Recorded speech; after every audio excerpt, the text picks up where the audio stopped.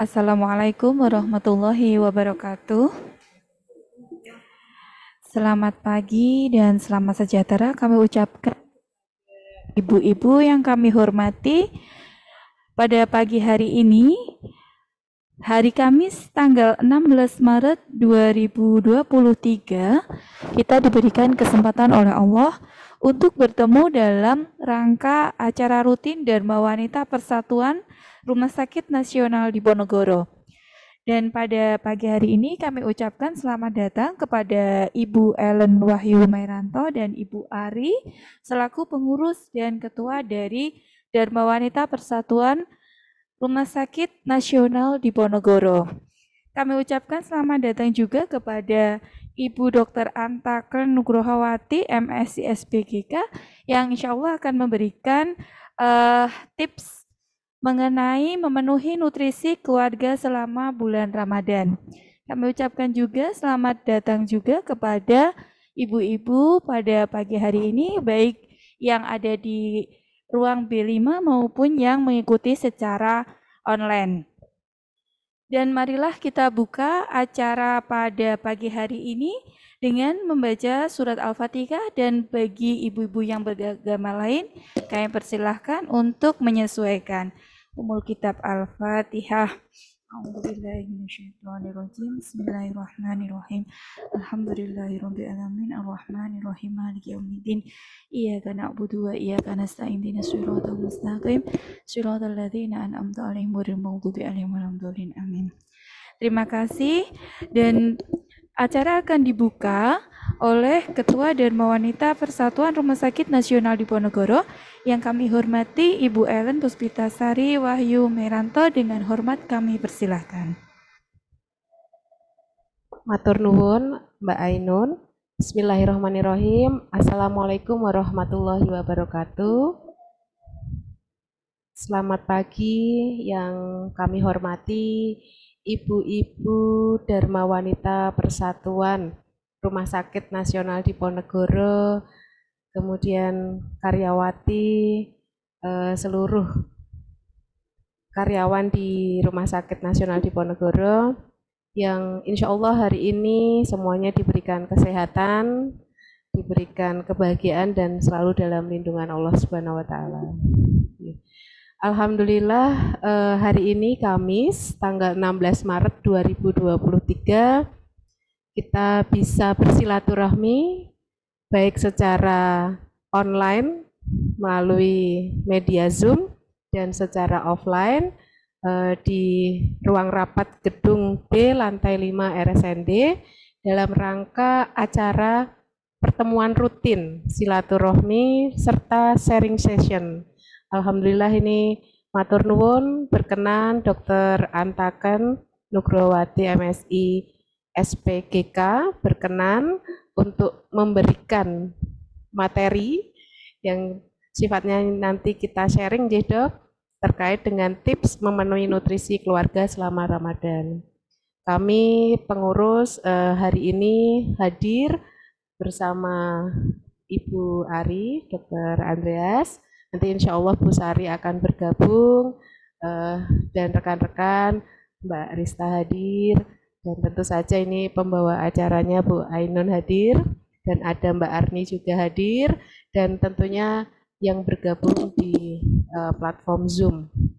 Insya Allah kegiatan ini nanti ke depan karena namanya pertemuan rutin, jadi insya Allah bisa diselenggarakan rutin di tiap bulannya nanti ke depan bersama Bu Ari dan Bu Sari ini nanti ke depannya. Jadi agar silaturahmi di antara ibu-ibu DWP RSND dan para karyawati ini bisa terus terjalin. Akan indah rasanya jika kita sering-sering bertemu, sharing hal-hal yang sekiranya itu banyak memberikan manfaat bersama. Dan tentu saja ini menjadi bagian dari suatu organisasi bagaimana bisa melangsungkan kegiatan namun membawa manfaat yang luas. Ngaten. Tidak berpanjang lebar, kita menuju ke acara selanjutnya. Oleh karena itu sebelum saya memberikan ke Mbak Ainun ini, insya Allah kita ini menghitung hari akan masuk di bulan Ramadan. Insya Allah nanti kalau memang puasa itu diawali di tanggal 22, hari ini kita sudah diberi tips dulu oleh Dokter Anta. Sehingga ibu-ibu sudah bisa bersiap-siap ngaten nggih, nanti sekiranya apa yang akan dihidangkan, tentu saja makanan yang lezat namun tetap harus bergizi gitu aja, harus bergizi, harus nutrisi ya dokter yang utama ya, nanti supaya gizi yang diperlukan itu bisa terpenuhi dari makanan yang dihidangkan. Oleh karena itu kami segenap pengurus dari DWP RSND mengaturkan permohonan maaf lahir dan batin agar kita semua nanti di dalam menjalankan ibadah puasa di bulan Ramadan penuh gitu ya, 30 hari sampai dengan nanti kita sampai dengan hari raya Idul Fitri selalu terjaga kesehatannya. Amin amin ya rabbal alamin. Matur nuwun nyuwun pangapunten untuk hal-hal yang kurang berkenan. Assalamualaikum warahmatullahi wabarakatuh. Demikianlah tadi sambutan sekaligus arahan dari Ketua Dharma Wanita Persatuan Rumah Sakit Nasional Diponegoro, Ibu Ellen Puspitawati Wahyu Mairanto. Ibu-ibu yang kami hormati, memasuki acara selanjutnya yaitu tips memenuhi nutrisi keluarga selama Ramadan yang akan diberikan oleh pembicara pada pagi hari ini, yaitu beliau Ibu Dr. Anta Nugrahawati, MSc SPGK. Kami persilakan dengan hormat kepada Ibu Dr. Anta untuk memberikan arahan sekaligus memberikan pencerahan kepada kami ibu-ibu untuk lebih bisa memberikan yang terbaik untuk keluarga di rumah. Dengan hormat dipersilahkan. Ya, terima kasih kepada Ibu Ainun selaku pembawa acara. Selamat pagi yang kami hormati Ketua Dharma Wanita dari Rumah Sakit Nasional Diponegoro beserta jajaran pengurusnya, ada Ibu Ari, Ibu Sari, dan juga semua anggota Dharma Wanita ya. Saya double nih anggotanya RSND. Tidak apa-apa ya. Alhamdulillah pada hari ini kita bisa bertemu ibu-ibu. Jadi ini merupakan pertemuan yang sungguh membahagiakan. Jadi biasanya memang pertemuan Dharma Wanita itu selalu membahagiakan karena selain nanti ada banyak makanan, kemudian nanti biasanya ada sharing-sharing ya. Dan insya Allah kegiatan Dharma Wanita ini merupakan suatu kegiatan yang bermanfaat untuk kita semuanya. Ya. Seperti tadi yang sudah disampaikan oleh Ibu Ellen selaku Ketua Dharma Wanita Rumah Sakit Nasional Diponegoro, acara hari ini memang selain mungkin nanti dari kepengurusan akan ada koordinasi, ada sedikit pengisiannya. Kita berbincang-bincang santai kemauan ya. Kemarin saya sudah nyampaikan ke Bu Ellen, kita berbincang-bincang santai saja Bu Ellen gitu. Ya mungkin nanti kita saya sedikit sharing, mungkin nanti kita bisa berdiskusi dengan ibu-ibu semua, termasuk juga mungkin yang di sini ada peserta yang online ada beberapa. Matur nuwun joinnya ya di acara ini, semoga bermanfaat. Insya Allah nanti akan sedikit saya menyampaikan ya beberapa hal yang saya yakin dan istilahnya 100% bahkan mungkin 1000% ya. Ibu-ibu semua yang di sini pasti sudah perso, tetapi tidak ada salahnya kita mengulang kembali, kita saling mengingat kembali apa yang akan nanti kita berikan kepada keluarga kita selama puasa Ramadan. Karena harapannya ketika nanti menjalankan puasa 1 bulan itu kebaikanlah yang kita dapatkan. Oh kamera ya. J. Mohon maaf Bu Ellen harus menghadap kamera sana ternyata. Iya. Langsung aja Mas J. Jadi insya Allah nanti ada beberapa yang akan saya sampaikan terkait dengan bulan puasa ini. Jadi Ibu ini terkait tips kemarin dari pengurus menyampaikan mungkin untuk menyambut bulan Ramadan kita bisa bersama-sama berbincang-bincang terkait dengan bagaimana memenuhi nutrisi ya di bulan Ramadan ini. Lanjut Mas. Nah, Ini biasanya ibu-ibu sudah mulai berhitung gitu ya. Apakah benar sih gitu ya pengeluaran makan selama Ramadan itu membengkak gitu ya? ini ini nah, nah mungkin berawal dari sini jadi terkadang kan kita mindset kita gitu ya kita harus apa ya karena mungkin bulan puasa ya mungkin datangnya itu hanya 1 kali gitu ya 1 tahun gitu ya karena orang Jawa itu bahasanya ngenak-enak gitu ya karena kemudian juga kita tidak makan. Nah ini benarkah gitu ya nanti kita akan lihat gitu ya apakah ketika bulan puasa itu anggaran harus minta tambahan ya sama bapak-bapak gitu ya atau cukup dengan anggaran yang sudah ada sebenarnya kita sudah bisa memenuhi kebutuhan nutrisi untuk keluarga kita. Lanjut. Nah ini suasana ya sebelum kita ini lanjut jadi suasana di bulan Ramadan itu seperti ini biasanya pulang kerja jam 4 gitu ya suasana sore kalau ibu-ibu ya mampir gitu ya di pasar dadaan apa namanya ya pasar Ramadan ya terus kemeruyuk gitu ya sampai kadang-kadang yang jual tuh nggak kelihatan gitu ya. Jadi ini adalah suasana sore ya terutama mungkin ibu-ibu pekerja ya yang mungkin tidak sempat masak pasti gitu ya pasti itu akan mampir gitu ya ke yang jual ya aneka macam makanan. Kemudian malam gitu ya habis terawih ini abang-abang ini juga tidak kalah rame gitu ya biasanya dikunjungi anak-anak gitu ya ada mungkin batagor, siomay gitu ya pasti rame. Jadi biasanya memang suasana Ramadan tuh sore sampai malam penuh dengan hidangan makanan dimanapun berada gitu ya. Ini memang tidak dipungkiri ya. Lanjut Mas. Nah akhirnya tadi ya ketika pulang kerja pas beli-beli enak kabeh gitu ya. Iya betul ya. Ini akhirnya sebenarnya ini nangis gitu ya. Karena apa? Akhirnya banyak yang dibuang ibu-ibu nggih. Kenyataan ya.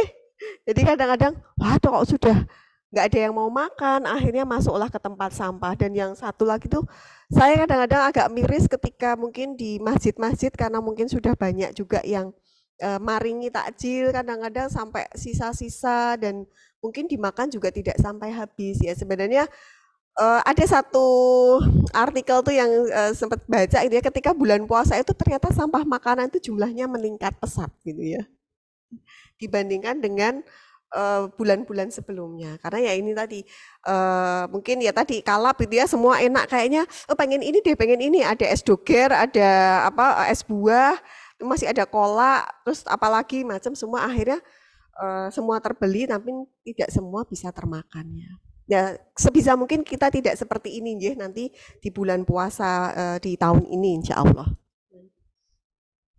Nah ini yang ditakutkan juga setelah bulan puasa kadang-kadang rumah sakit biasa sih kalau di sini sepi gitu ya pas bulan puasa sepi ketika ketika selesai puasa nah ada kolesterolnya naik gitu ya gulanya naik dan ini mbaknya ya aduh gitu ya kok ternyata timbangannya geser ke kanannya lebih banyak gitu ya timbangannya malas banget ini ya. Nah, mudah-mudahan kita juga tidak seperti ini ya pada bulan puasa di tahun 2023 ini. Mudah-mudahan berbeda gitu ya dengan puasa-puasa sebelumnya. Lanjut, Mas. Nah, padahal gitu ya seperti yang sudah disampaikan oleh Rasulullah ya dalam sebuah hadisnya gitu ya. Sumu tasihu ya. Jadi berpuasalah gitu ya, maka kamu akan sehat ya. Jadi kita sudah sering mendengar juga bahwa puasa itu akan memberikan manfaat kesehatan yang sangat banyak. Tapi apakah benar gitu ya? Kalau tadi akhirnya justru kolesterolnya naik, gulanya naik, timbangannya naik, semuanya jadi naik, apakah puasa yang dijalankan itu sudah benar-benar nanti akan memberikan kita kesehatan? Lanjut. Ya. Nah ini ada beberapa, ini saya ambil dari satu jurnal gitu ya, tentang manfaat puasa bagi kesehatan. Jadi puasa itu sebenarnya satu bisa memperbaiki kolesterol, trigliserida ya dan juga LDL ya. Ini sebenarnya bisa membantu untuk menurunkan. Ini berdasarkan penelitian yang sudah dilakukan ya beberapa tahun ya. Ini sebenarnya puasa manfaatnya ini adalah yang pertama. Kemudian yang kedua sebenarnya dengan berpuasa itu saat yang tepat kalau yang mau menurunkan berat badan untuk turun. Ya, karena berat badan itu ketika berlebih efeknya banyak. Ada yang lututnya jadi sakit ya ketika untuk naik turun atau untuk berjalan sudah tidak kuat ya. Atau kemudian pinggangnya ya seringkali ya sakit, HNP ya. Ini juga merupakan salah satu akibat ketika berat badan itu menjadi naik. Ya. Kemudian yang berikutnya adalah secara imunitas atau kekebalan tubuh. Jadi puasa itu sebenarnya dapat meningkatkan ya sistem kekebalan tubuh. Artinya apa? Kekebalan tubuh kita itu berfungsi dengan baik sehingga akan membantu kita untuk mencegah ada infeksi misalnya. Ya. Kemudian yang berikutnya adalah detoksifikasi. Nah, ini yang sering kita dengar juga bahwa puasa itu akan memudahkan tubuh untuk mengeluarkan zat-zat racun ya, sampah-sampah ya. Nah, ini akan kita lihat. Monggo, lanjut. Nah, ini tokohnya ya. Yoshinori ya, Osumi ya. Kita tentang autofagi ya. Jadi beliau secara tidak sengaja gitu ya pada saat melakukan penelitian itu ada 2 sel gitu ya, yang satu ya ini tahun sebenarnya sudah lama ya tapi baru mendapatkan Nobelnya tahun 2017 gitu ya. Ini berbicara tentang autofagi. Jadi proses katabolisme atau pemecahan komponen sel tubuh yang rusak gitu ya atau yang sudah tidak digunakan. Dan ternyata ini mulai ya ketika sel itu sebenarnya sudah mulai kekurangan nutrisi. Jadi mulai kekurangan nutrisi, kekurangan oksigen, pasokan oksigen ini sel itu akan istilahnya apa ya, mempunyai kemampuan ya untuk menghancurkan dirinya yang akhirnya nanti akan dibuat sel baru. Jadi proses ya autofagi ini memang sangat berperan pada proses reproduksi, peremajaan sel dan juga keseimbangan sel. Kalau ibu-ibu semua mungkin melihat ada beberapa apa ya orang-orang yang sudah sepuh-sepuh zaman dahulu yang suka sering ngelakoni ya tirakat ya, mereka awet muda. Karena memang mereka itu makannya itu benar-benar dijaga, bahkan sering puasa. Ya, jadi kalau pengen awet muda salah satunya sering puasa.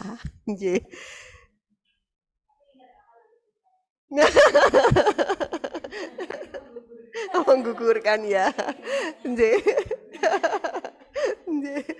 Lanjut Mas ya. Jadi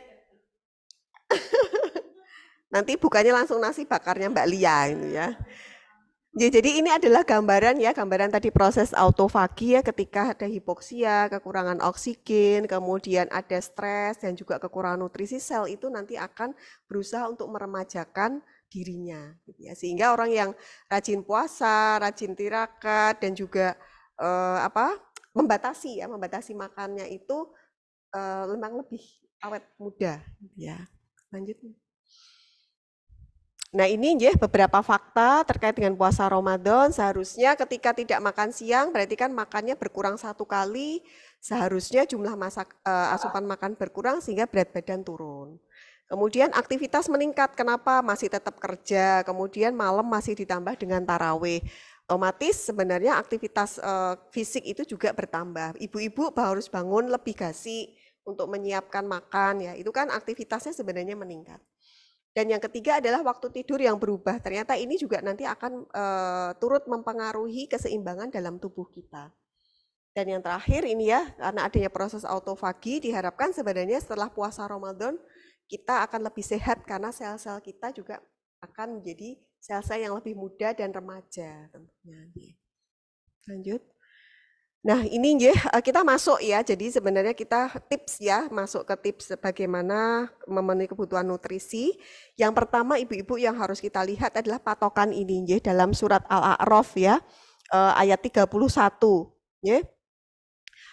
Di sini Allah Subhanahu wa taala berfirman ya, wa kulu washrobu wala tusrifu. Ini saya potong di tengah ya. Jadi makan dan minumlah tetapi jangan berlebihan. Sebenarnya ini adalah kunci utama ya yang harus kita pegang selama puasa Ramadan.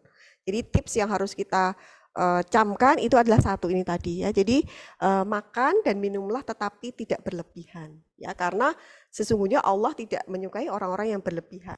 Ya, jadi ini yang mungkin harus kita catat ya untuk tips yang pertama. Ya.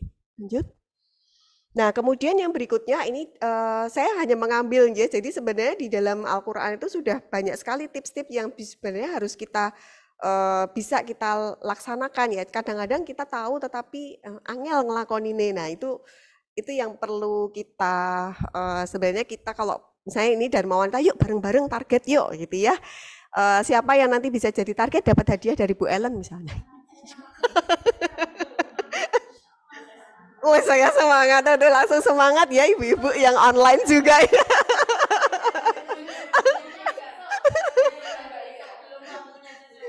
Iya. Ya, jadi di sini di dalam surat Abasa ya. Jadi dalam surat Abasa ayat 24 ya. Di sini Allah menyampaikan ya fal yang duril insanu ila to'ami. Jadi maka perhatikanlah apa yang kamu makan. Jadi sebenarnya memang kita harus ngelihat sebenarnya apa sih yang harus kita makan gitu ya. Jadi nggak asal misalnya tadi di Nyun Sewu Bu Ellen apa lapar mata tadi ya langsung diambil gitu ya. Jadi harus memang benar-benar diperhatikan. Kemudian lanjut Mas, jadi di ayat ke-27-nya ya nanti fa'ambatsna fiha habba. Jadi Allah itu sudah menurunkan berbagai macam biji-bijian, ada gandum, beras, jagung, sereal. Nah, inilah nanti ketika kita puasa, ya ini sebenarnya yang harus kita penuhi juga. Jadi ada bahan makanan yang berasal dari biji-bijian, bisa gandum, bisa beras, jagung, sereal ya. Karena ini sebagai kebutuhan untuk energi. Ya. Lanjut, jadi yang kedua ya, dari ketiga ya, tadi yang pertama kita tidak boleh berlebihan, kemudian yang kedua kita harus memenuhi ya asupan dari biji-bijian tadi, kemudian yang berikutnya wa inaba wa qotba ya, jadi anggur dan sayur-sayuran, artinya buah dan sayur itu juga harus tersedia ya ketika makan ya. Ya ini dari Allah ya yang apa istilahnya memerintahkan memberikan petunjuk kepada kita semuanya. Nah, kalau di hari-hari biasa kita 5-7 porsi ya untuk sayur dan buah tentunya kalau pas puasa kita berkurang ya paling hanya sekitar 3 porsi ya untuk sayur ataupun buah-buahannya. Lanjut. Kemudian ya wa inaba wa qotba wa zaituna wa nakhla ya. Jadi zaitun dan kurma. Kalau di sini saya perumpamakan zaitun itu adalah minyak yang baik. Ya, kita tetap harus gitu ya, harus menggunakan minyak, tetapi kita menggunakan minyak yang baik karena dalam minyak zaitun kandungan lemaknya itu ya lebih baik ya dibandingkan dengan minyak sawit yang sudah dipanaskan terutama. Kemudian wanah pohon kurma itu bisa diibaratkan sebagai sumber manis.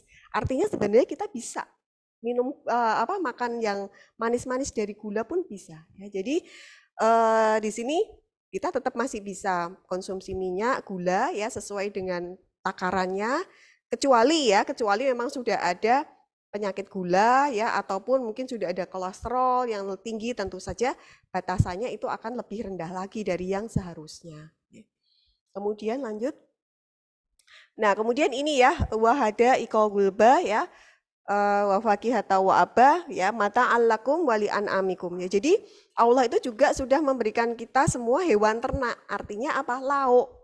Ya, jadi lauk yang hewani itu juga harus dikonsumsi. Jadi petunjuk-petunjuk yang makan itu sebenarnya sudah tadi biji-bijian, sayur ya, kemudian minyak dan gula, kemudian yang berikutnya adalah di sini hewan atau lauk ya.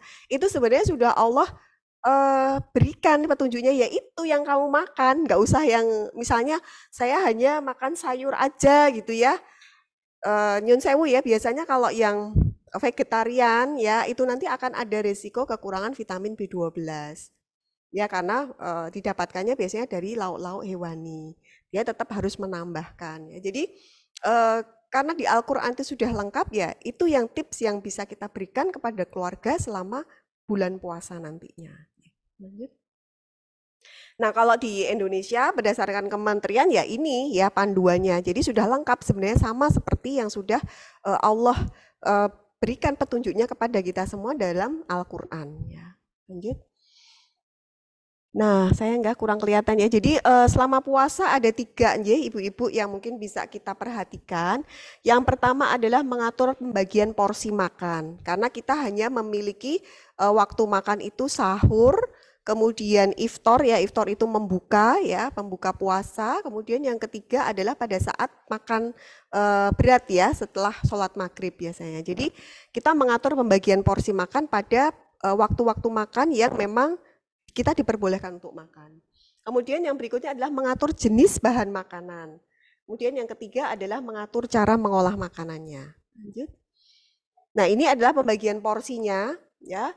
Jadi untuk sahur ya itu sekitar 40% ya yang kita makan dari total kebutuhan, kemudian snack saat berbuka itu 10-20%. Nah, pada saat berbuka, nah ini ibu-ibu ya, tidak 100% itu terus dientek-entek pada saat berbuka puasa. Terus pokoknya kabeh yang ada di meja makan dimakan. Tidak bisa.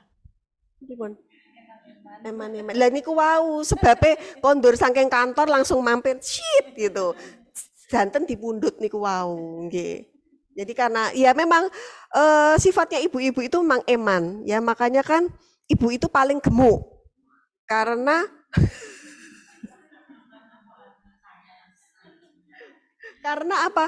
Eman itu tadi betul memang betul eman-eman karena sudah terlanjur ada kok dibuang itu memang eman-eman, ya. Jadi kemudian snack malam ini saya kasih tanda kurung ya jika diperlukan. Ya, jadi memang kita hanya memiliki 3 waktu makan ya. Untuk yang snack malam itu jika diperlukan saja. Lanjut. Nah, ini adalah plate ya. Piring nutrisi selama bulan puasa tidak jauh berbeda sebenarnya dengan isi piringku ya. Ini gambaran kalori 500 ya, 500 pada saat berbuka puasa. Gambarannya sedemikian ya. Jadi piringnya tadi ya biji-bijian tadi itu seperempatnya, kemudian sayuran ya seperempatnya, lauk ya, lauk dari nabati hewani ditambah buah sama ini apa minum ya. Ini adalah gambarannya ya ibu-ibu semua. Lanjut. Nah, ini tips juga yang kadang-kadang kita lupa ya untuk minum. Karena air itu dipakai untuk membantu proses pengolahan zat nutrisi yang kita konsumsi. Tanpa air, maka proses untuk pengolahan zat nutrisi itu tidak akan maksimal, tidak akan optimal.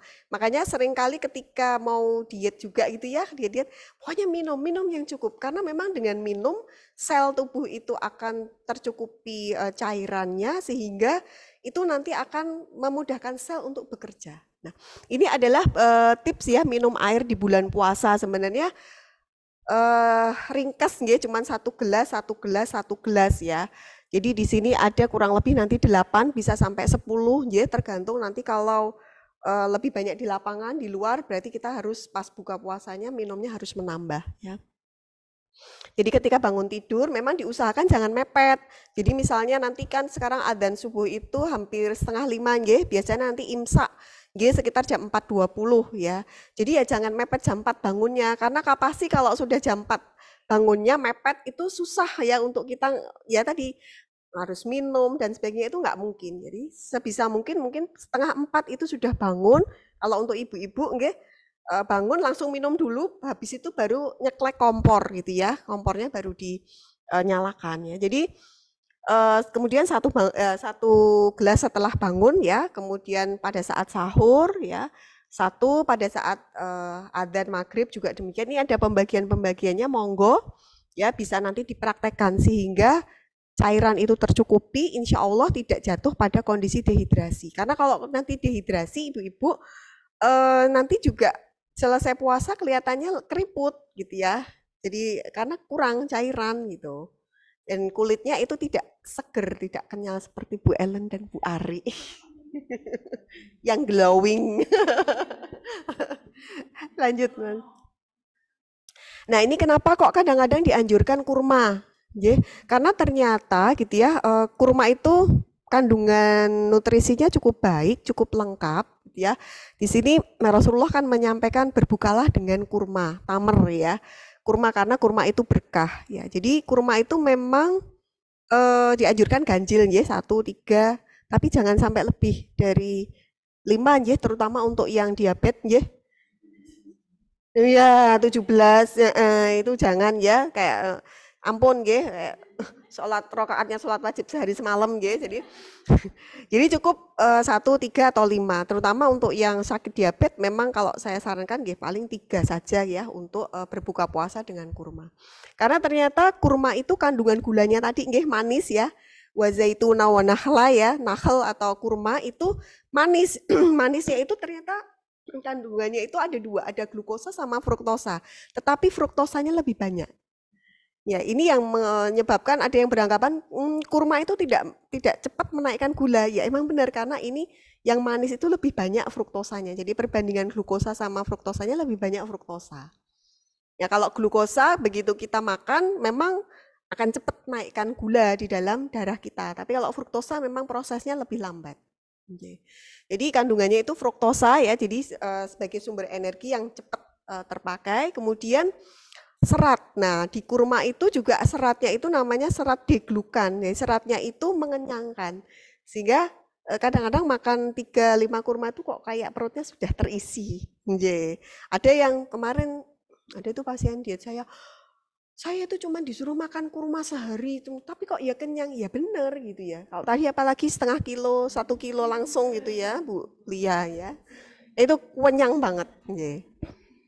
Nah, tetapi tidak harus kurma ibu-ibu, karena bagi orang Indonesia kadang-kadang itu tidak palatable ya, jadi tidak terlalu cocok gitu ya dengan lidahnya. Tidak semua orang bisa.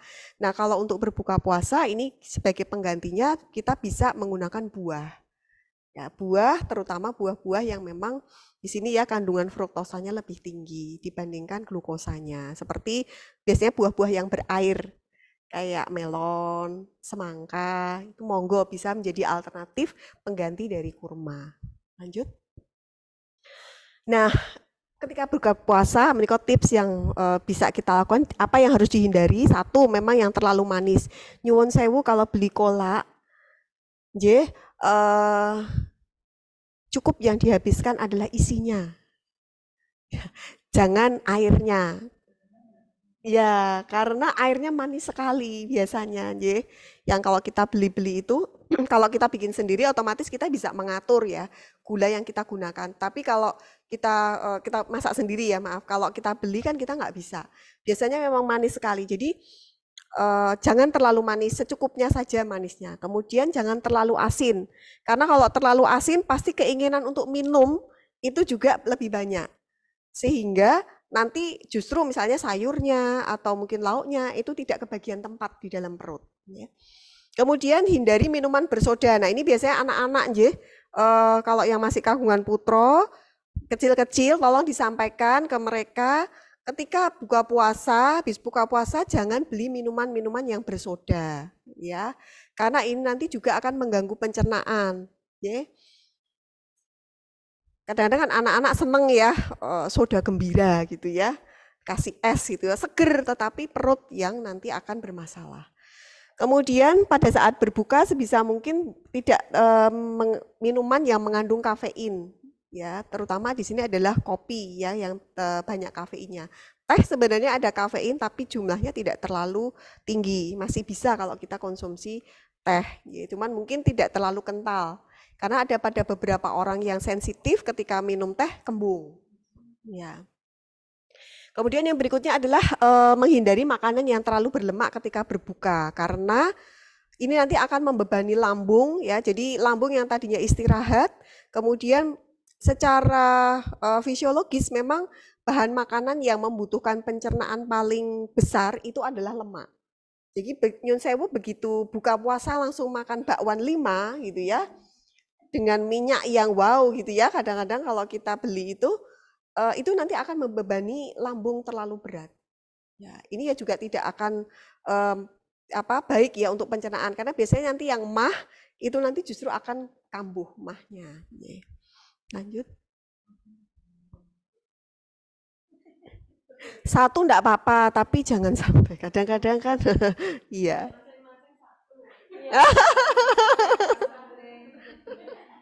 Jangan Bu, jangan.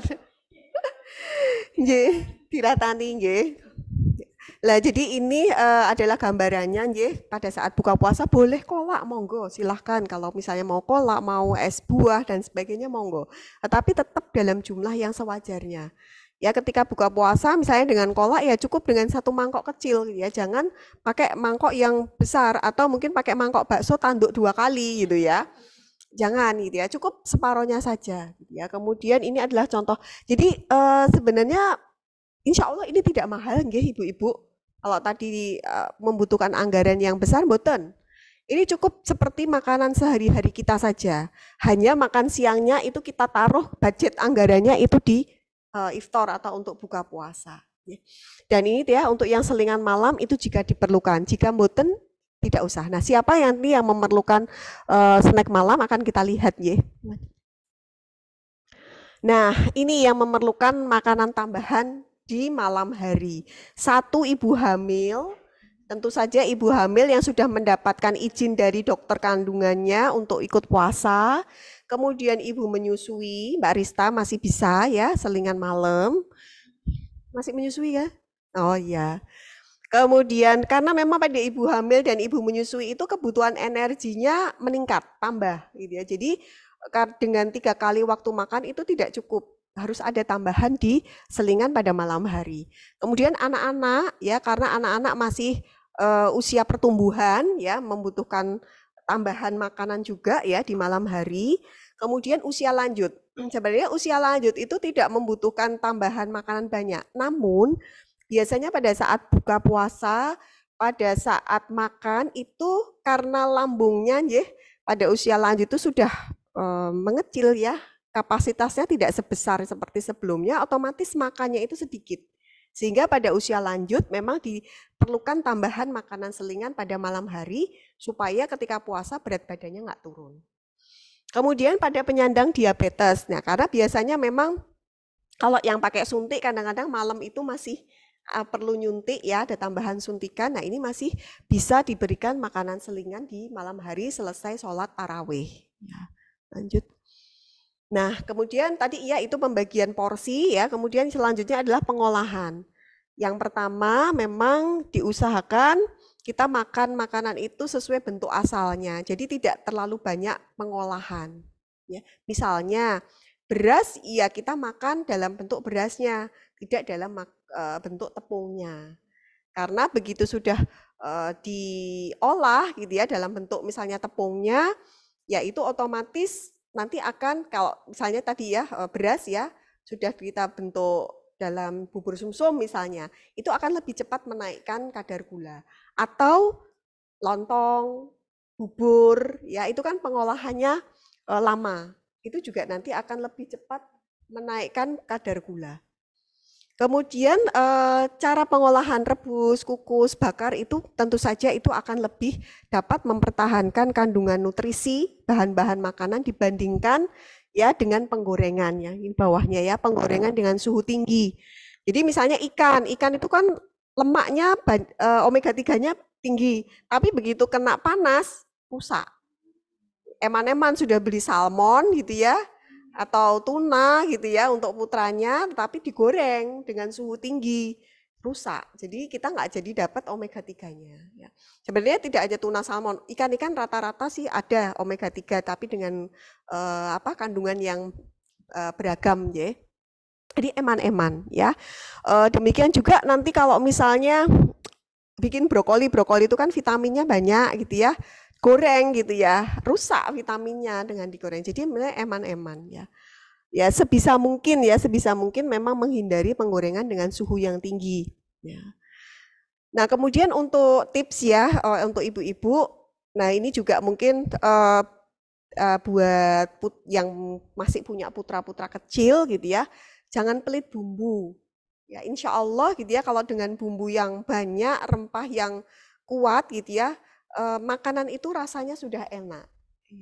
Dan insya Allah anak-anak juga pasti mau ya. Kayak untuk kaldu ya, untuk rasa umami ya, rasa seperti MSG, kita bisa cari dari jamur. Ya, dari jamur itu bisa atau tomat ya, tomat itu ada glutamatnya. Jadi makanya kalau masak kita nambahin tomat lebih sedap. Ya, masak ditambah dengan jamur demikian juga karena di sana nanti ada glutamat yang dapat memberikan rasa umami kan. MSG itu monosodium glutamat ya. Jadi kita dapat glutamatnya dari bahan-bahan tersebut, bahan-bahan yang alami. Nah, bisa juga beli jamur tiram, kita rebus, kaldunya itu bisa kita bikin untuk sop. Itu sudah gurih rasanya. Okay. Makanya ada totole ya dari jamur iya. Okay.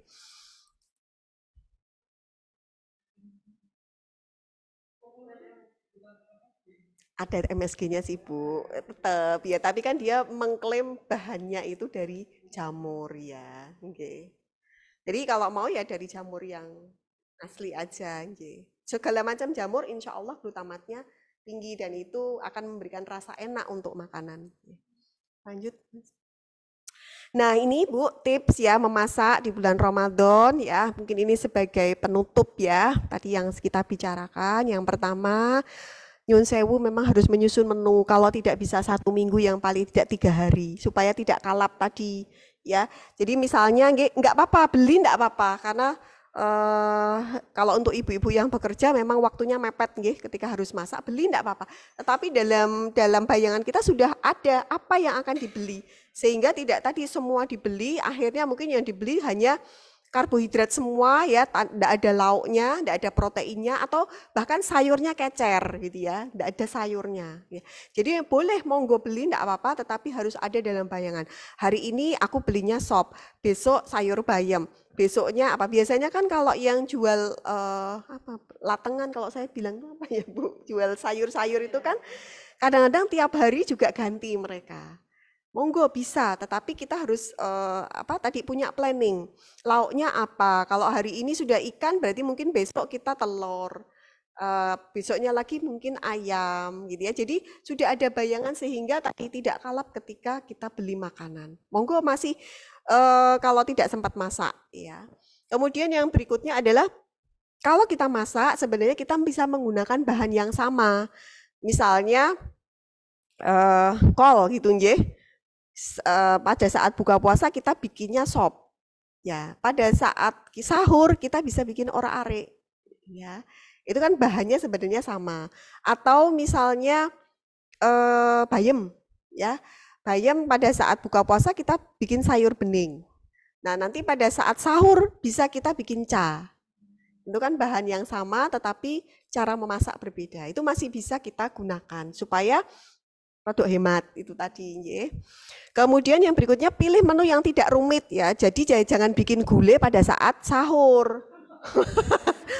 Nguleknya aja udah kecuali bulia ini ya, kecuali kalau saya udah give up gitu ya. Jadi iya nanti. Jadi bikin yang sederhana yang tidak rumit ya.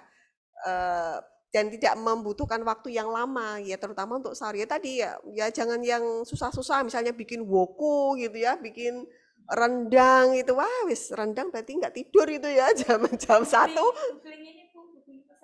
Googling, lo iya. Oh bangun tidur googling resep dulu, terus nyariin bumbunya. Itu ora turu itu. Ya jadi nggak usah yang rumit-rumit untuk yang apa pada saat sahur terutama. Kemudian pilih variasi bahan makanan supaya tidak bosan. Nah ini kadang-kadang yang memang ibu-ibu ya ketika di tempat sayur tuh belanjaan apa Bu? Masak apa? Apa ya? Masak bingung gitu ya kadang. Nah memang salah satu tipsnya tadi betul Bu Ainun ya kita bisa googling ya. Kadang-kadang ternyata gitu ya bumbunya rawon tetapi bisa kita isi pakai kecambah, diisi pakai wortel, ditambah sama tahu. Itu kalau saya sih. Kadang-kadang kalau tidak mau masak 2-3 kali gitu ya, bumbunya rawon, tetapi sudah kita masukin potongan tahu putih ya. Kan sudah ada dagingnya juga gitu ya. Nanti tinggal dihitung aja gitu ya. Misalnya keluarganya 5 ya berarti tahunya 5 gitu. Bisa sebenarnya atau tadi misalnya ya mungkin sudah bikin bumbu ya, bumbu yang sudah misalnya gulai bisa sih asal bumbunya sudah disiapkan jauh-jauh hari atau mungkin sorenya gitu ya. Nah, kita bisa langsung masukin jadi satu. Jadi praktis gitu ya untuk ibu-ibu yang memang tidak punya waktu banyak ya untuk memasak.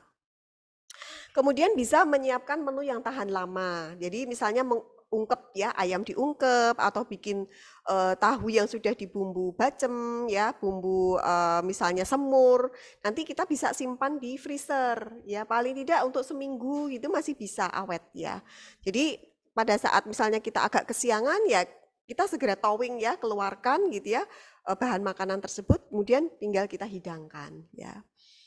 Kemudian yang berikutnya yang bisa kita akalin juga ya selama bulan puasa ini adalah menyiapkan bumbu ya. Betul tadi ya. Ini ahlinya nanti mungkin ke Bu Lia ini. Biasanya hari Minggu kalau saya lihat statusnya sore itu sudah bumbunya sudah disusun semua. Nah, itu lebih lebih konkret ya. Join.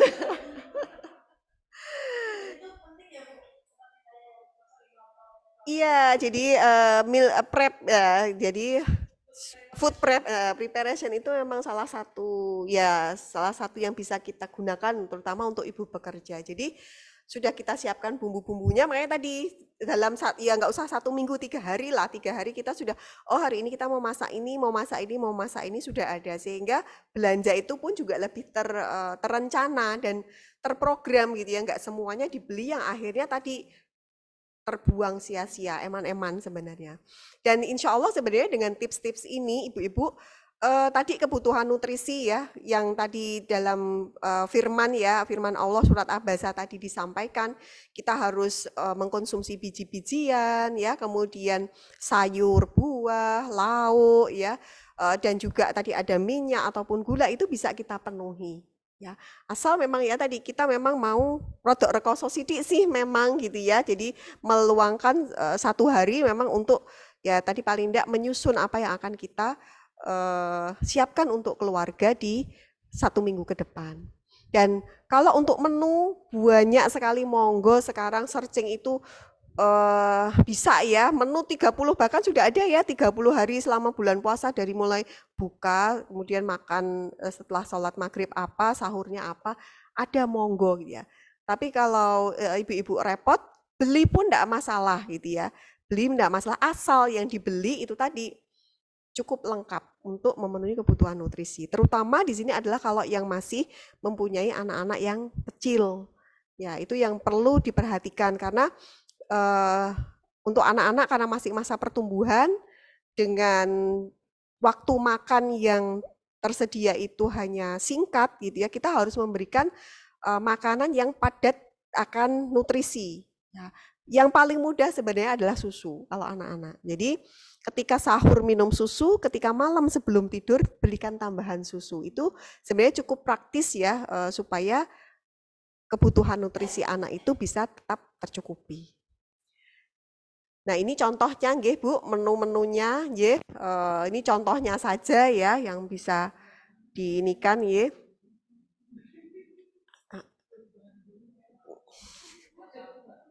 Martabak. Boleh, monggo. Tapi tadi tips yang pertama adalah ketika berbuka tidak terlalu manis. Boleh, boleh Bu. 1 potong boleh, boleh. Lanjut.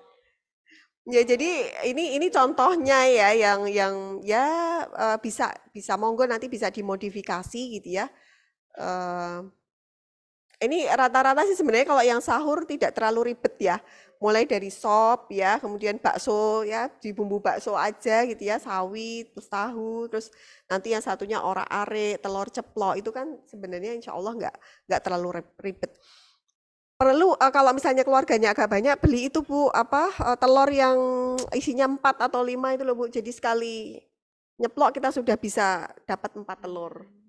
Ya, isinya 4 itu bisa. Dadar juga bisa. Gitu. Kita kocok, kita langsung tuang. Sekali itu udah dapat 4 telurnya. Gitu. Kayaknya cuma 4 sih ya. Bawahnya air bisa, bawahnya minyak juga bisa. Bawahnya kompor. Nggih, jadi kalau yang bagus sih nggak perlu pakai minyak, itu sudah bisa sih, langsung dibalik gitu aja. Cuman memang rasanya kurang gurih ya. Dokter itu Dalam. kolaknya itu kolak santan atau bukan? Kalau kolak pakai santan, masih boleh. Iya, masih boleh Ibu. Nanti tambahin kayu manis ya, kecuali ya memang tadi pada orang-orang yang memang punya sakit tertentu yang memang sudah diminta untuk mengurangi, ya tadi yang dimakan ampasnya saja, airnya tidak usah. Tombo pengen ya paling sedikit gitu. Boleh kok kolak, boleh pakai santan boleh gitu ya. Asal ya tadi kalau pakai mangkok bakso ya tidak full. separuh aja atau tidak nambah gitu. Jadi memang pas buka puasa ya karena tadi hanya sekitar 10-20% ya, snack pada saat buka puasa memang sebenarnya nggak terlalu banyak. Lanjut.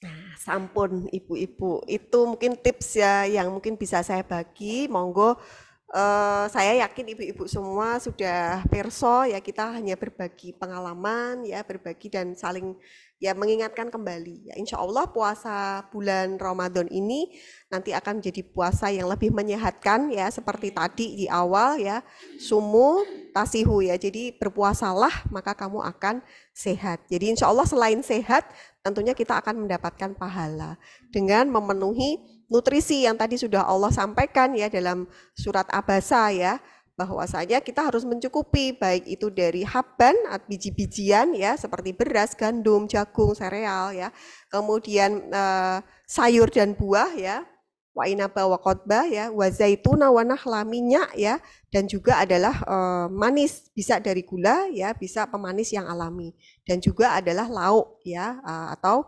baik dari hewani ataupun yang dari nabati. Itu firman yang Allah sudah berikan kepada kita semua, makanan yang memang harus kita penuhi ya sehari-hari. Maka ketika puasa pun ya itu yang sebenarnya seharusnya kita penuhi untuk keluarga kita. Insya Allah keluarga kita menjadi keluarga yang sehat. Amin. Mekaten mungkin yang bisa saya sampaikan, saya kembalikan ke Mbak Ainun.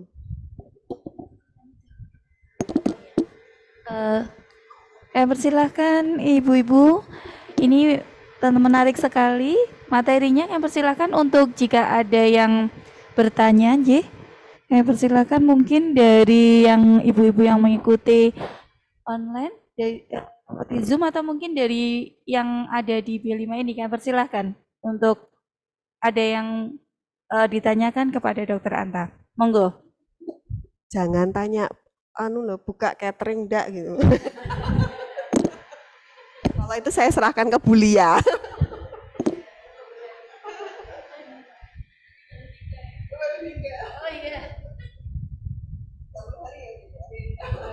Bu Ellen, monggo Bu.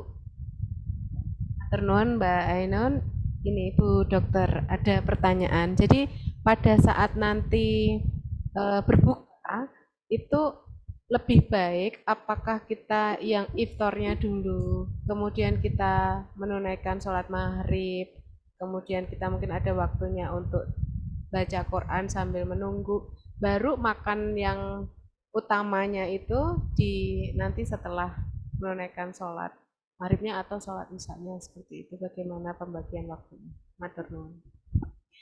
Matur nuwun Bu Ellen nggih. Jadi untuk pengaturan makan nggih, jadi ketika adzan memang kita dianjurkan untuk berbuka. Yang tadi ya mirip kayak snack. Ya, menyegerakan itu harus ya karena memang hampir 10 jam ya lebih kita tidak makan ya. Artinya memang cadangan gula itu sudah minim sekali pada jam-jam ya 5:30 itu sudah hampir habis bahkan. Jadi kita harus menyegerakan untuk berbuka ya. Kalau tidak ada misalnya lagi di jalan ya paling tidak dengan air putih atau mungkin permen, kalau misalnya di mobil adanya permen, ada kurma ya. Yang penting harus menyegerakan untuk berbuka. Kemudian sholat maghrib. Nah setelah sholat maghrib memang dianjurkan untuk makan yang pokok, yang makan yang berat. Ya setelah itu baru sholat isya. Ya, setelah sholat isya, sholat tarawih, jika diperlukan, misalnya ada tambahan tadi, kita masih bisa mengkonsumsi selingan malam. Sebelum tidur, upayakan paling tidak 2-3 jam sebelum tidur makan selingannya. Jadi sudah melorot, nggih. Sudah melorot, baru nanti sare. Ya, jadi disarankan seperti itu. Karena kadang-kadang ada yang makannya setelah isya. Nggih. Nah, nanti kalau setelah isya, terus tidur. Iya. Kalau sepiring itu kan banyak nggih, butuh waktu untuk lambung mengolah itu juga lebih lama. Nah, kalau yang selingan tadi ya ketika sholat tarawih, habis sholat tarawih kita selingan itu kan hanya sedikit kecil ya porsinya. Jadi pengolahannya lebih cepat. Sehingga disarankan memang makan besarnya itu setelah sholat maghrib. Jadi supaya nyun sewu juga tidak terjadi kenaikan berat badan. Ya karena kalau habis sholat tarawih baru makan besar, kemudian tidur, ya nggak dipakai ya Bu. Ini apa yang dimakan ya. Karena ternyata sholat tarawih itu bisa membuang 50 sampai 100 kalori. Ada yang meneliti. Betul itu, ada yang meneliti. Apalagi yang 23 rakaatnya.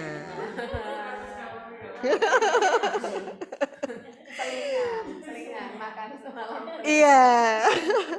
Jadi sekitar saya juga iseng ya gitu ya, ada yang neliti ya kalau sholat tarawih itu ternyata 50 sampai 100 kalori dikeluarkannya. Jadi pengeluarannya kan nggak terlalu banyak ya. Dan nanti kalau kita makannya habis Isya ya resikonya itu nanti nyun sewu ketika sudah minggu ketiga atau keempat biasanya akan terjadi kenaikan berat badan. Intinya tidak berlebihan sih dokter, karena kan ada yang menyampaikan kalau makan buka yang makanan pokoknya itu di setelah maghrib khawatir nanti pas sholat isya itu penuh kan. Nah itu karena mungkin bukanya full ya, full itu sampai tadi kue Bandung, martabak sama masuk. Jadi matur nuwun. Iya leres Bu Ellen. Jadi biasanya memang kadang-kadang yaitu nih kalap itu dia sudah telanjur beli es doger, kue Bandung, martabak, bakwan, tahu isi, apalagi tahu bakso semua ada, sudah telanjur beli banyak. Itu tadi kalau ibu-ibu kan eman-eman, ya karena sabu jagat. Nah ilmu sabu jagatnya keluar gitu ya.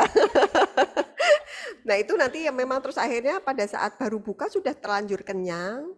Ketika habis sholat maghrib, ya akhirnya mungkin sebenarnya masih kenyang, ditambah makan lagi kenyang sekali.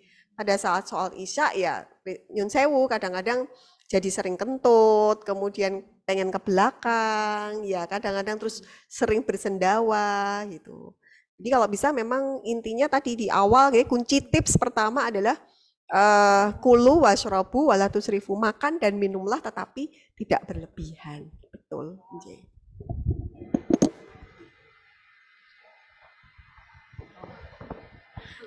Terima kasih. Sederhana aja sebenarnya kan puasa ya Ramadan itu identik dengan kurma gitu. Nah sekarang kurma tuh banyak banget. Bahkan sekarang di IG itu ada kurma Palestina. Kemarin saya tergoda tuh beli ini, tapi ternyata melenyuk gitu rasanya. Nah itu sebenarnya tuh kurma yang mungkin bisa kasih tips kalau kita mau beli kurma itu yang gimana, jenis yang mana nih yang paling apa ya bermanfaat lah yang direkomendasikan. Terima kasih. Matur nuwun. Jadi memang betul Bu, kurma itu macam-macam ya. Jadi ada kurma yang memang sudah diawetkan, dried nggih. Dried kurma itu nyun sewu kalau untuk yang penderita diabetes tidak disarankan. Nggih.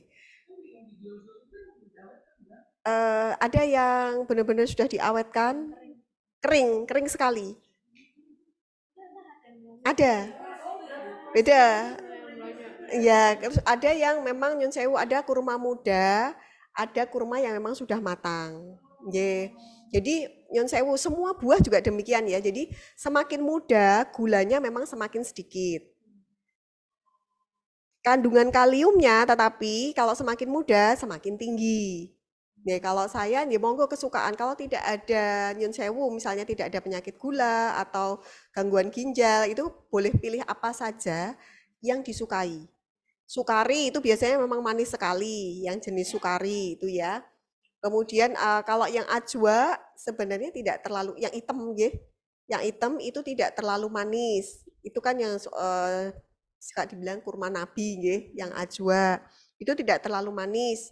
Itu monggo bisa. Jadi memang walaupun rasa manisnya itu berbeda-beda, tetapi memang nyun sewu kandungan gulanya ya, kandungan gulanya sama fruktosanya itu tetap perbandingannya lebih tinggi fruktosa untuk yang kurma.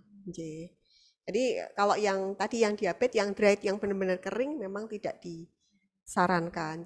Jadi kalau yang kayak sukari, kemudian masih ada ajwa, ada Palestina, ada yang mejol, gede-gede gitu ya, ya tebel ya itu monggo. Cuman memang kalau mejol berarti perbandingannya nggih nyun sewu, kalau yang kurma sukari yang kecil-kecil itu kan kurma sukari juga ada yang agak besar ya, yang lonjong itu besar. Kalau yang kecil-kecil 3, berarti yang mejol itu paling 1,5 gitu. Jadi kan karena dia lebih besar nggih ininya. Jadi makannya kalau misalnya pakai yang ajwa itu misalnya 5, berarti kalau yang mejol ya paling cuman 2 gitu. Oke, monggo sih Ibu, tidak ada ini ya. Cuman yang tadi semakin muda, ada kan kurma yang benar-benar muda itu yang kuning sama yang merah. Ya dia gulanya paling sedikit, tapi kaliumnya paling tinggi. Mekaten Bu, ya sama-sama. Kalium kalau yang ada sakit ginjal, dia harus betul-betul membatasi. Nggih. Dan kalau yang muda itu memang kenapa kadang-kadang untuk kesuburan ya, karena memang zincnya, zat besinya itu lebih tinggi. Ya, itu untuk fertilitas biasanya makanya kan makan kurma muda gitu. Karena memang kandungan mineralnya lebih tinggi yang di muda dibandingkan yang tua. Walaupun sih selisihnya nggak banyak. Terima kasih Bu Ellen dan Ibu Ari. Ini ada pertanyaan lagi, dokter, saya bacakan. Assalamualaikum, izin bertanya, kalau untuk orang yang punya asam lambung, makanan yang perlu diperhatikan pada saat buka puasa dan harus dihindari apa saja? Terima kasih. Monggo dokter. Nggih, tadi di slide nggih di awal sudah disampaikan ya beberapa makanan yang dihindari. Jadi satu, makanan-makanan yang tadi bersoda itu enggak boleh ya pada saat berbuka puasa, terutama yang punya gangguan lambung nggih, itu enggak boleh. Kemudian makanan-makanan yang tinggi lemak ya, misal kayak gorengan ya, karena itu nanti akan langsung membebani lambung ya untuk bekerja langsung ya bekerja keras ya istilahnya untuk mengolah lemak yang ada pada gorengan tersebut, pada minyaknya nggih. Kemudian yang kafein ya, ada kafein itu juga sebisa mungkin boten ya, boten dikonsumsi pada saat berbuka puasa. Dan khusus untuk yang memang sakit lambungnya itu parah gitu ya, sendawanya itu benar-benar sering gitu ya, makanan-makanan yang menimbulkan gas itu juga sebaiknya dihindari, misalnya ubi ya. Jadi misalnya kalau kolak nggih, boten kolak yang ubi, kemudian kol ya, sayuran nggih, kalau itu yang banyak gasnya itu biasanya kol ya, itu sebaiknya memang dihindari supaya tidak menambah produksi gas yang ada di perut ya, sehingga nanti perutnya akan menjadi lebih sebah. Mungkin mekaten yang bisa saya iya, kalau singkong sebenarnya nggak terlalu Bu, nggak apa-apa. Berbeda dengan ubi ya, ubi lebih ini ya biasanya kalau orang naik-naik gunung itu kan sangunya singkong supaya anginnya banyak keluar ya.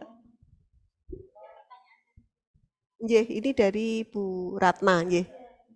Izin bertanya dok, terkait dengan pada saat kita puasa kan sebenarnya jujur sebagai ibu-ibu yang memiliki berat badan yang berlebih, kan pengen supaya lebih kurus sedikit gitu nggih. Tapi ternyata kan malah jadinya tambah gemuk gitu. Apakah ada aktivitas-aktivitas tertentu terutama olahraga yang bisa kita lakukan tanpa membuat kita dehidrasi? Karena kalau kita olahraga itu kan pasti kita berkeringat banyak nggih. Itu saya pernah waktu itu karena pengen kurus, saya olahraga pas puasa malah gliyeng dok gitu. Jadi tolong diberikan tips tetap sehat, puasa, tetap berolahraga dan bisa langsing. Terima kasih.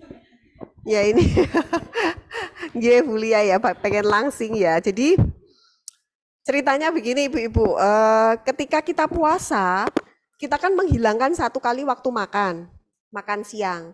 Jadi settingan otak dan tubuh kita itu sebenarnya Masya Allah ya, dia akan menyesuaikan yang tadinya itu butuhnya misalnya 2.000, karena kita menghilangkan 1 kali waktu makan, dia itu akan menurunkan settingannya yang 2.000 itu jadi 1.500.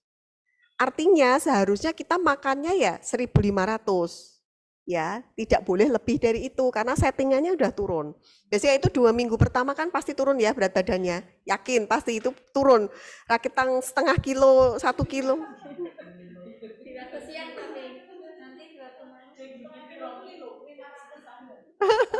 Lumayan itu. Berapa Bu kalau diregani Bu harganya?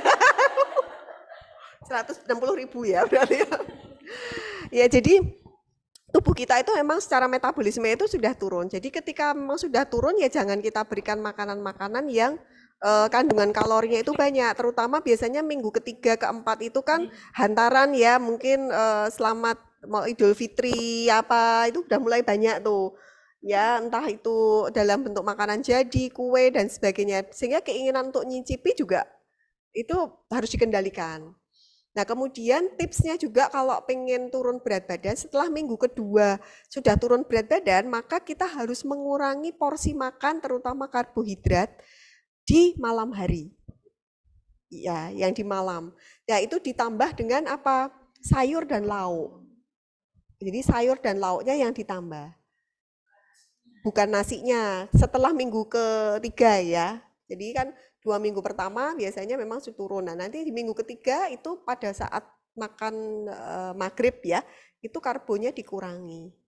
Karbonya dikurangi, tapi sayur dan lauknya ditambah. Itu bisa menjadi salah satu tips. Kalau sahur tetap ya, sahur tetap karena nanti akan apa yang kita makan pada saat sahur itu akan dipakai seharian. Nanti kalau nggak sahur, reso kerja Mbak Lia reso keliling rumah sakit ya. Gliyeng. Itu nah kemudian untuk olahraga. Untuk olahraga memang ada beberapa yang menyarankan kita tetap bisa berolahraga pada bulan puasa itu. Yang bisa kita lakukan adalah satu menjelang buka puasa. Cuman kan kalau ibu-ibu repot ya, masak mboten saged nggih. Terus bisa kita melakukan olahraga yang mungkin ringan sih, tidak bisa sampai yang gobyos, zumba dan sebagainya itu ya, itu gitu. Monggo bisa habis traweh. Ya, habis traweh ya, sambil nyetrika gitu ya. Kalau misalnya sambil setrika kan bulia, kalau setrika malam. Ya, nanti setrika setengah jam, berhenti sebentar, stretching, olahraga itu masih bisa. Oh iya, bisa untuk menambah pengeluaran kalorinya bulia. Betul, Bu. Programnya bulia. Ya sama, jangan lupa minum bulia. Kadang-kadang dengan air putih yang kurang, itu ada yang namanya craving, jadi cari-cari makanan ya. Nah, itu salah satu penyebabnya adalah karena kurang minum. Ya, makanya kalau orang-orang diet itu suruh minum yang cukup, itu salah satunya untuk mengendalikan cravingnya itu tadi. Ya, pengen macam-macam itu dengan cukup minum air putih. Itu yang apa kalau mau ya biasanya kalau saya sama itu ditaker sisan. Saya Pak Wahyu bawa itu ya, Bu. Ditaker jadi tahu gitu.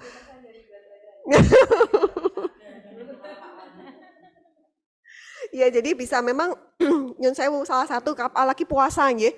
Puasa itu nanti kan kita 12 jam ya, siang itu nggak minum. Jadi kesempatan minum itu memang dari maghrib sampai sebelum tidur dan sahur. Jadi usahakan memenuhi minumnya pada saat jam-jam tersebut itu harus bisa ya supaya nggak cari-cari makanan Mbak Lia pada saat setrika. Mekatan. Terima kasih dokter. Kami bacakan lagi untuk pertanyaan yang ada di Zoom. Perkenalkan, nama saya Bu Siti Solihah. Ini pertanyaannya tentang porsi makanan bergizi di bulan Ramadan. Jika menyusui, kira-kira menu apa saja nutrisi untuk ASI dapat bagus dan tetap kuat bugar dalam berpuasa. Monggo silakan dokter. Matur nuwun Bu Siti nggih. Tadi contoh gambar yang menu yang saya sampaikan nggih, itu bisa dipakai untuk ibu menyusui. Ya, ataupun ibu hamil, tetapi nanti pada saat malam, ya pada saat malam selesai tarawih, maka untuk yang ibu hamil atau ibu menyusui ini selingan malamnya itu bisa lebih padat energi. Monggo kalau masih kuat mau makan lagi, misalnya nasi komplit setengah piring ya dengan porsi setengahnya masih bisa, monggo. Atau gitu ya, dengan makanan-makanan yang padat energi, misalnya, ya, misalnya mau minum tambahan susu ya, atau misalnya kalau tadi di contoh saya misalnya ada bikin roti bakar ya, roti bakar ditambah dengan pisang rebus ya, itu monggo. Jadi untuk ibu yang menyusui sama ibu hamil bisa triknya ya itu pada saat setelah tarawih.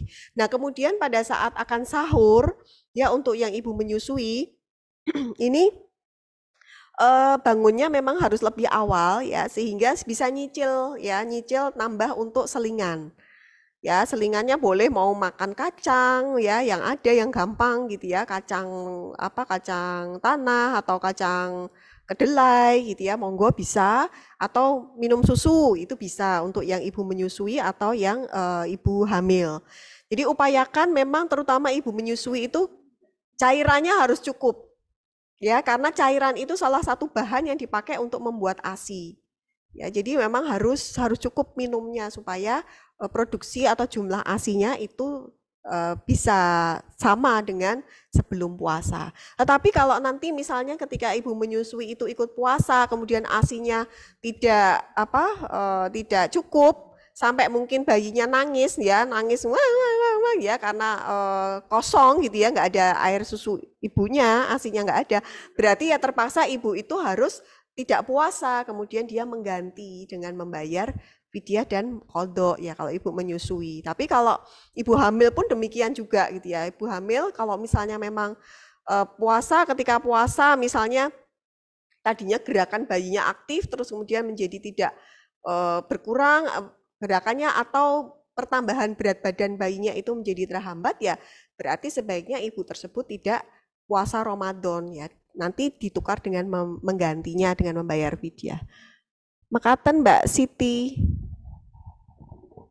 Bagaimana Bu Siti sudah? Nggih. Satu pertanyaan lagi nih Dok. Mungkin ini yang kalau saya baca sih yang lainnya mungkin sama nih Dok. Yang ini aja mungkin ya. Untuk penderita diabetes mellitus juga untuk pemakaian gulanya, apakah lebih baik menggunakan gula aren atau gula Jawa atau apa saja? Sama saja. Monggo dokter. Yeah.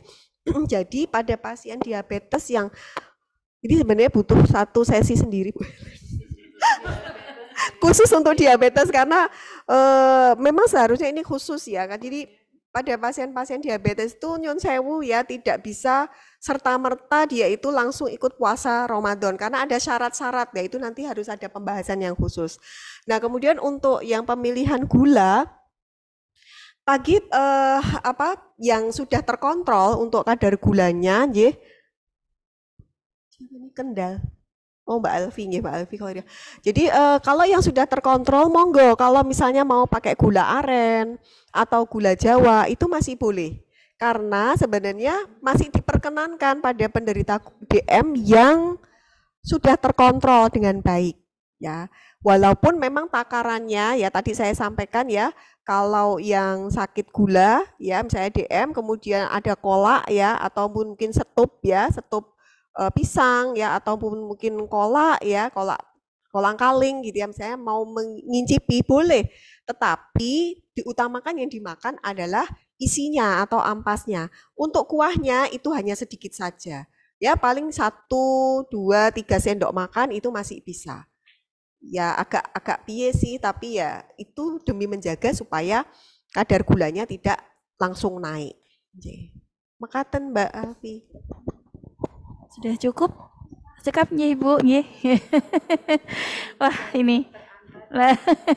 Ya, kalau mungkin ada yang belum puas dengan masih ada yang ditanyakan, monggo bisa langsung japri ke Dokter Anta atau mungkin bisa ke Poligizi Rumah Sakit Nasional Diponegoro.